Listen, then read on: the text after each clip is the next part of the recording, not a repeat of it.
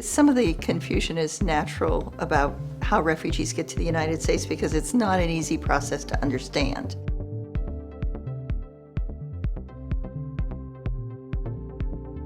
The UN, the United Nations, feels that the most viable way to deal with refugees, and they're absolutely correct, is to try to give them a safe haven until they can return to their homeland. So the assumption is that most of those people will never become part of a refugee pool that is resettled worldwide, but they're actually waiting in safe haven to be able to return. Their second most desirable choice for them is that they permanently settle in the country to which they fled, which in this case are Turkey, Jordan, Lebanon, and Egypt. But given the large numbers, the likelihood is that they're not going to be able to absorb everybody that really needs resettlement.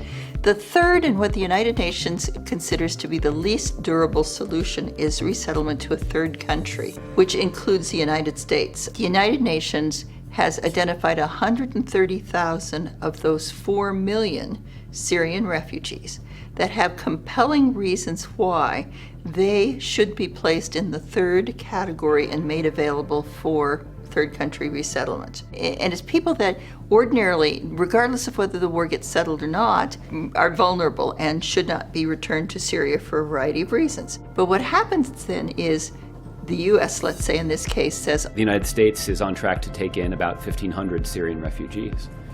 The president has directed his team to make preparations to accept at least 10,000 Syrian refugees in the next fiscal year. All of our selected visas must come from that pool provided by the UN. That's probably the single most important point that I and others are trying to make right now, that the applicants for the U.S. refugee program are actually residing in refugee camps or are duly registered with the United Nations High Commission for Refugees. Anybody, in fact, who has even left the camps or the region is no longer eligible because they're not there then for the security checks and the interviews. And it's an orderly process through which they're going. It has 13 steps that they have to clear, and it is so lengthy and so much detail is focused within it that it takes 18 to 24 months for them actually to receive approval and come to the United States. It is not that population that we see on the move that's coming to the United States. It's a very different group.